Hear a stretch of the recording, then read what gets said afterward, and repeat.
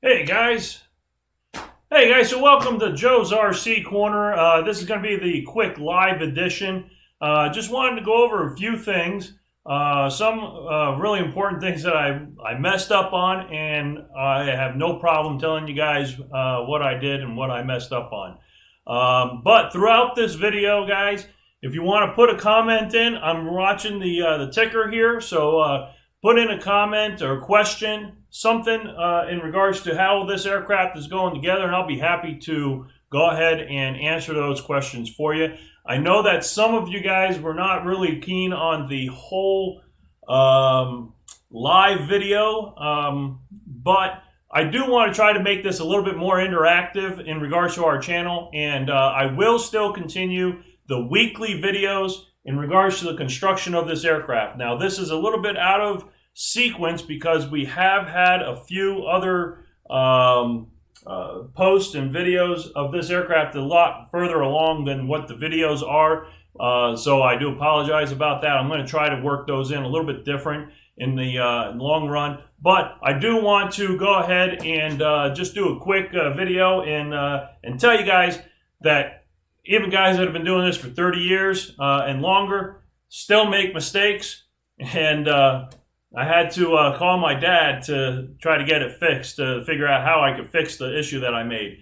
So, hey, hi, Miller RC. Thanks for joining me today. So, where I messed up here on the Giles build is with the cowl. You guys may have seen in previous pictures, the cowl was painted and ready to go. All I had to do was add the blue stripe and would have been awesome, would have been great, would have been done. However, I could not get that covering to go around the curves properly to make it look nice. So I made the mistake of sanding down the paint and adding primer to it again, to see if I could repaint it and maybe do a different straight line to continue this blue here, something of that sort. Unfortunately, when I added the primer, boy, that just made things a lot worse. And let me go ahead and show you a picture of what we did, of what happened to it. See if it'll show up here on the phone when I put it up here. Let's see if it'll focus in on that. I'm not sure if it's going to focus, but as you can see, it just cracked like crazy on there. So I didn't know what to do. I thought maybe I can sand it down and try to get it to fix it from that. But no, that wasn't going to work. I tried sanding it and it didn't work. So what I ended up having to do is I called up my dad and showed him the pictures of what happened. And of course, he knew exactly what was going on. And he went and told me, you need to get some acetone and you need to clean that off, clean off all that paint before it hardens and you're not able to get it off as easily. So that's what I did. I went ahead and I got some acetone, brushed it on and wiped it off, brushed it on, wiped it off. Probably took me about 20 minutes or so to get all that paint off. And again, I had a nice clean cowl again. Thank God, because I did not want to have to go back and order another $40 cowl for this airplane. So I even started fiberglassing the plastic one that came with the kit to try to get that to fit. Luckily, acetone took all that paint off, all the primer off, and gave me a nice clean surface to start over again. So I was really happy about that. So what I ended up doing today, of course, I'm working from home, so I had a lot of work to do in the realm of the UAS flight test site where I work here in New Mexico. We have some proponents that are planning on flying in the near future. Hopefully, with all this pandemic stuff dies down, we'll be able to start getting back into that again. But that's going off on a tangent. We want to talk about the Giles, so here we are back on that now. So like I said, I was able to get it all sanded down. I did a wet sand on it after I got all the paint off of it. And this is what we've gotten to so far. It's going to probably be a little washed out, so I apologize. Let me turn off one of my stage lights here to see if that helps a little bit. But yeah, here we go. So we got the white back on here now. Nice clean white coat. Looking nice on here again. Nice and smooth. What I'm going to end up doing next is we're going to go ahead and do a wet sand on the areas where I'm going to be taping it off, and then doing the red from the top half here is going to be all red. Let me get that in the camera, guys. Sorry. This is going to be red from here all the way across the top and around the front.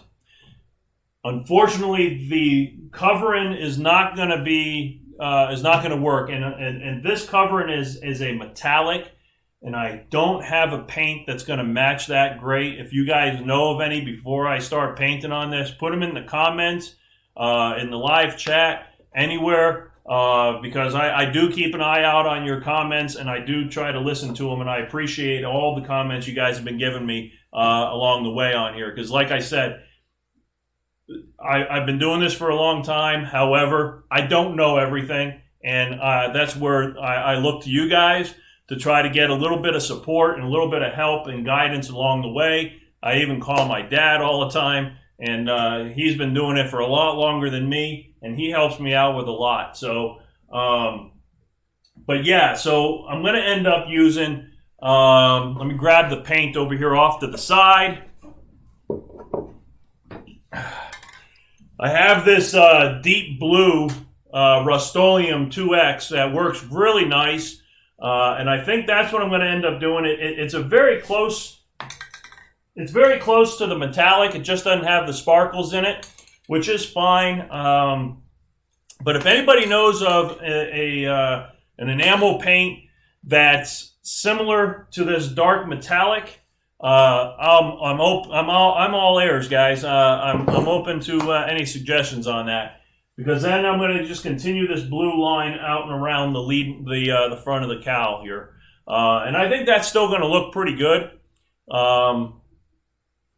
So I want to go ahead and touch on a few other things that I completed on here. I still have a lot more to go. We have I put on these decals. I have a vinyl cutter, so I made up some silver decals to go on the wing. I have the stars here, and then I also added the name of the plane, Giles 202, up here. Looks really good.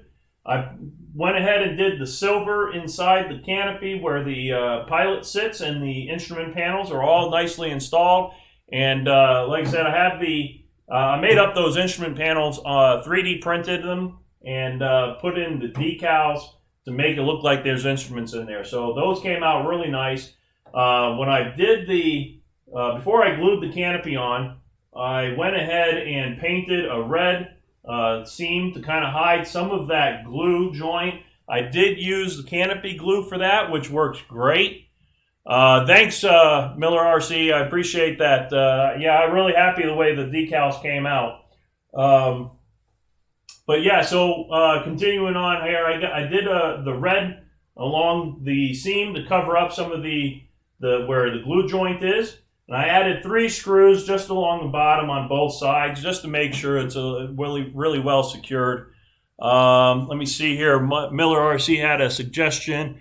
I used pearl purple covering for my SIG something extra and was able to find something pretty close from testers. Oh, great. I'll take a look at testers then. Thank you for the tip on that. That might be an option. Maybe I can get it almost, to be honest with you guys, this blue almost is very similar to the R2D2 metallic blue. So I might want to go on some of those R2 design groups and see what paint they're using for that blue, because it's very similar to that. So before I add that blue line, I might check that out and see if anybody has any suggestions on those forums as well on what blue might work on it. I don't remember the name of that color off the top of my head, so I'm going to have to take a look. But yeah, so that's pretty much all I've gotten done so far. I've gotten the engine mounted. One of the wheel pants is completed. I still have to do the other one. But we're just using the plastic ones for the wheel pants. They look really nice, and when you get the seam done really good, they look great. So I do have to sand the seam a little bit more, and then what I'm going to do is I'm going to add some 3/4 ounce fiberglass, overlap this with some polyester resin, sand it, maybe have to use a little bit of putty or filler or something like that, but that'll close that seam off. I'll make the other one. We'll put them next to each other and make sure we get the hole on both of them at the same, and we'll see how that looks. But the wheel pants are nice and strong. We'll add in the plywood on both ends to make sure that that doesn't get loose anywhere. So let's see. If you guys have any questions about some of the things that we've done on this, please feel free to go ahead and put a comment in there. Have any ideas for servos used in the plane? Yes, actually. I have the wing servos already installed. Let me grab one of the servos for the rest of the plane. It's I'm actually using the Spectrum A6380 high voltage servos. They seem to be really strong. I've already tested them on the wing. I already have them installed in the wing actually, and the servo lead's already going in. But yeah, they're just the high voltage A6380s from Spectrum. They were about $25 if I remember correctly. Seem to be pretty decent servos. I was going to use those Corona servos, but I think I'm going to end up putting those servos in the Cap 232 back there. One right over here. That's an old Hanger 9. It was brand new in the box, actually. Hanger 9 Cap 232. So the servos I originally bought for this are going to go in that. We're going to do a whole nother video on covering, and that plane is going to be the star of that, because we're going to pull all that covering off of that plane and recover it. So it should look really nice. I already have an idea for a color scheme. Pretty close to what's already there. If you watch in the next video, I'll kind of have a post about that. But yeah, so that's going to be the next project once I get this done. Right now, I'm not in a huge rush to get this aircraft done, and the reason for that is my field is a city park, and the city has recently closed down our RC field basically until further notice. So it's not like I'm going to be able to go out and mate in this airplane anytime soon, unfortunately. So I'm taking my time, making sure I get things done right on it. We'll have everything done. Might even have time to get the recovering done on the Cap 232, so that way we can maybe mate in both of them together and bring you guys out to the field once it reopens again. So that should be kind of nice. But yeah, these Spectrum servos seem to be pretty good. They run on 8.4 volts, and I'm going to be running lithium-ion 2-cell packs. One of them, and it's there. I think they're about 3,500 milliamp. Which should be plenty for 1 day of flights, nonstop, in regards to the servos, because we're going to be running them at a higher voltage, so, of course, lower the amperage, which is going to be great. I'm not sure what I'm using for the throttle servo yet. I'm still trying to figure that out. I have a couple options sitting here in my shop, and we'll take a look and see which ones I want to put in there. But also the receiver that I'm going to be using is the... God, I can't remember the name off the top of my head, but it's a full telemetry system. So we're going to have, what's kind of neat is, sorry I reached over there to get my sensors here for my telemetry system. We have a temperature sensor for the cylinder head, which is going to work great. I've used this on another airplane. On the same engine, and it was perfect. It showed me exactly what my cylinder head temperature was, so if it was getting too hot, my radio would give me a warning, so I can go ahead and cool the engine down by reducing my throttle and increasing my speed to get some more airflow. And then I can tune my the intake and exit for the cowl for cooling.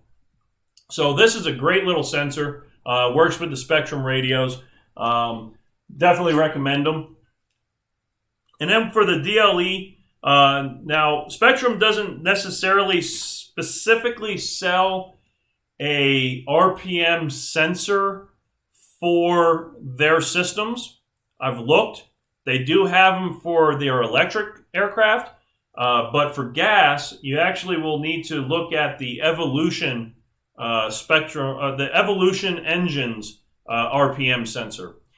This little sensor, they still sell it, which is great. I'm not sure how much longer they're going to sell them since they did discontinue a lot of the Evolution engines. So definitely keep an eye out on it. If you are interested in getting one of these for a gas engine, I definitely recommend you go out and go to Horizon's website and purchase one fairly soon before they are completely gone.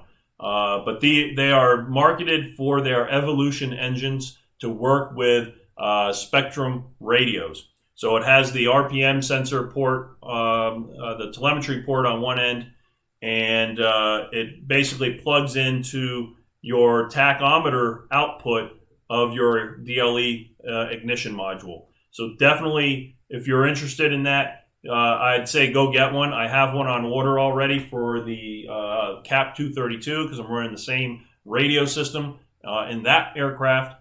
But yeah, works great. Gives me the RPM. I don't have to use a separate tack. I've checked it. It is accurate, so we'll be using that again. So I still got to figure out where I'm going to be mounting all this in the aircraft. Since I'm moving the fuel tank back towards the CG, I'm going to have a lot of open space up here. So it'll probably mount somewhere along the side here, which will still be right there inside the cowl area. I'll have to tie up some of the cables there and have that go right in there. So that'll all work just fine. Now, one of the other things that I like to do for my switches, I did talk about using one of those heavy-duty switches. I've had some bad luck with those in the past, and I've had friends that have also had bad luck with those in the past where they would fail, and they always failed in the wrong position. They always failed off, and that's never good. So what I've decided to do on this airplane, and I'll probably end up doing on the CAP 232 as well, is I use Anderson power pole kill switches, basically. So it's basically a bridge, and let me see, I have one laying around here. Give me 1 second. Let me grab the one really quick. I'll show you what I'm talking about.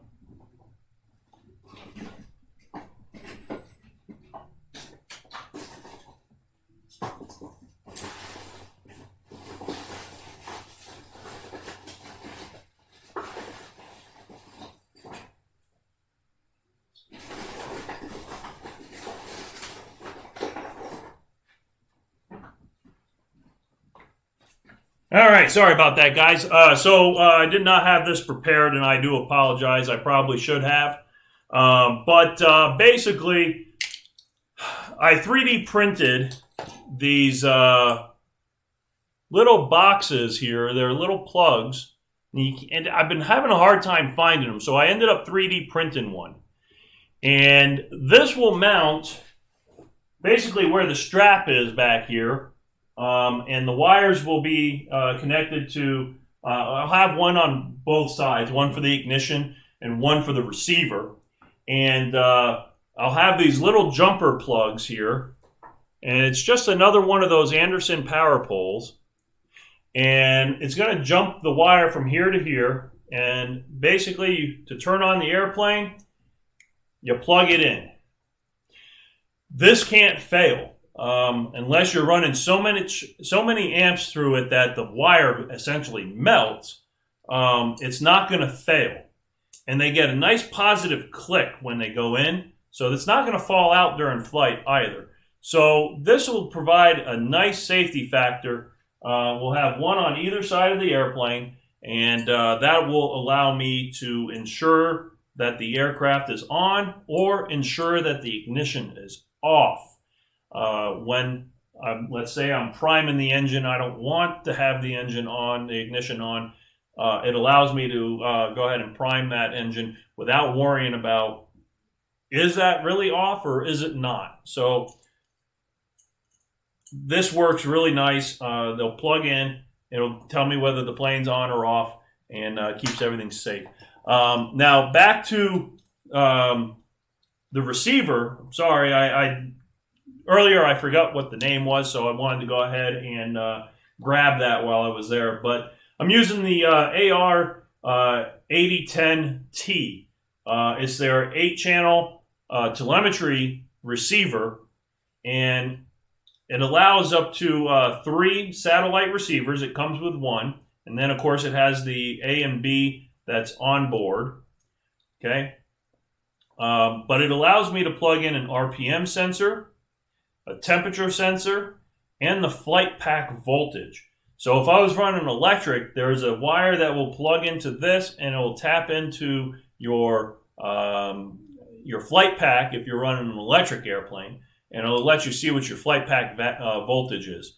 I'm not worried about that, but the system by itself, when I plug in my receiver battery into this, it will show me my receiver pack voltage as well. And this handles up to 9 volts, if I remember correctly. So the 8.4 volt battery maximum voltage on a lithium ion will be perfectly fine. So my whole system will work with that. So it should work just fine. And let me see here. So that works wonderful. Any other questions while we're on here that I haven't covered yet? Anything specific you guys want to see? Just go ahead and put them in the live chat there, and I'll be happy to answer anything that you got and see if there's anything I can help you guys out with if you guys have any questions on things that you're doing. I hope everyone is staying safe and staying healthy during this time. Man, this world has really been getting crazy. I don't understand what's going on, but yeah, it's been a challenging couple of months here. Both with some health issues with my family and everything going on also in the world. But I hope everybody out there, all my fans on my channel are really taking all of this seriously and keeping yourself safe and healthy. So Miller RC, the decals, I actually made these on my own vinyl cutter. So basically, I just typed them in. I found some star emblems that I turned into into the vinyl, and then exported them into the cutter there, and just let it cut it for me. And then you just go ahead and make some measurements, and to make sure that everything is straight. And that's really about it. There's not a whole lot more involved in these. These are just regular vinyl. Now, I am going to have to do something for the tips of the stars. I know the stars sometimes can peel up pretty easily if you wipe them the wrong way, so you got to be careful with that. But I've found that if you add a little bit of heat to them with your sealant iron and a cloth over it, because you don't want to put the heat directly to them, it really sticks them down. These are the same stars I had on my decathlon, just different colors. And I did that, and I never had any issues with the stars coming up. But these points you do have to be careful with, because it is a possibility that they can peel up a little bit. I think I talked about it in one of my previous videos, but the instrument panels and the pilot I 3D printed. I will put in the comments later on. I'll put a link in the description as well. The files that I found on Thingiverse for both the instrument panels and the pilot, if you guys might be interested in those. Yes, I've heard of using nail polish as well. I was a little nervous about doing something like that. Only the reason for it is on the covering. If I have to reshrink it at any point, whether it would have any issues in that. But I've seen that as well. I've never done it, but definitely could be an option as well. I just don't want them to start peeling up. Part of it is I'm not using a smoke system, and the engine is well broken in, so it's not going to create a whole lot of mess with the gas. So not really that concerned about it too much. It's just one of those things you got to watch out for when you're wiping it, wiping the direction of the point rather than into the point. But yeah, that's a great tip, Miller RC. I really appreciate that. Not really sure what else you guys might be interested in. We got. I do still have to glue in the hinges. That'll be one of my next steps. Maybe in the next, not in the next video that's posted on this weekend. The video this weekend was mounting the wing and going over basically the Cap 232 over there, unboxing it and showing what state that kit was in. So keep an eye out for that video, and we'll see how that goes. I'm not going to be doing a whole lot of these live ones unless I get feedback from you guys. I've had one gentleman that said it was great. Another person came back and said that it wasn't one of his favorite things. So I'm going to try to do a little bit of both. Maybe one day during the week in the evening we'll do a live video, and then on Saturdays the regular release of video of the build videos will come out as normal. I'm not going to completely go to live videos. I agree with some gentlemen in regards to it doesn't really you don't really get to learn a whole lot, but I like to see some of the social interaction here, especially since we have to be socially distant at this point right now. But it's great to be able to see the comments coming in from everybody on the video. So I do enjoy doing this too, so that way you guys can see where we are, get a current update, because the videos are slightly behind. So it's the editing part that takes so long, but I'm not using that as an excuse. I'm going to keep going ahead and doing those videos as normal. I just think it would be great to be able to get more of a live update in regards to where the aircraft are that I'm working on, and and if everybody's liking it, then we'll keep going. Yeah, hi, Holy Drevji. Sorry if I murdered that, but yeah, hi. Thanks for joining today. Really quick, I'm just going to do a recap of some of the things that have already been going over. I don't want to go too in-depth, but definitely if you guys have any questions, go ahead and put them in the chat section. I'm going to try to answer them along the way, and we'll see how this goes. But so just a quick recap. So the Giles, I made a huge mistake on the Giles. I had a big issue with the painting on the cowl. I was trying to use the Monaco covering to complete the cowl blue line, and totally messed up my cowl. And like I was saying, I've done this for 30 years, and I've never had that happen because I've never really messed up my cowl that much when I was painting it. So, but I ended up calling my dad, and he gave me a great answer and helping me out with getting this taken care of. Basically, I had to take the cowl and completely wipe it down with acetone, get all of the paint off of it to get a nice, clean fiberglass shell again, and wet sanded that, and then started all over again on that cowl. But thankfully, I didn't have to go out and buy another $40 cowl for this airplane. But I'll do a quick show here of what it looks like right now. So we got the white base coat back on there again, looking really good. And we're going to have to use a paint to do that line instead of trying to use the covering. So I'm going to take a look, see if I can't find another paint that might have that metallic deep blue, similar to the covering, that I can continue that line with. If not, I'm going to end up using the Rust-Oleum deep blue. However, it's not metallic, but it's a pretty close color to the blue that's already on that line. and that'll still complete the cowl. I'll be disappointed that I wasn't able to get the metallic on there, but it'll still work just fine. Once I'm done with the painting and whatever decals I'm going to put on the cowl, I am going to be using a 2-part spray can clear coat to seal everything in on this cowl. And it'll also gas proof the cowl, because most of the gas is and anything fumes and so on, exhaust, is coming from this front section, which is where the cowl is going to get most of that. So we'll get to that point on one of the next ones. Now, my camera's dying, guys, so I'm going to have to cut this a little bit short.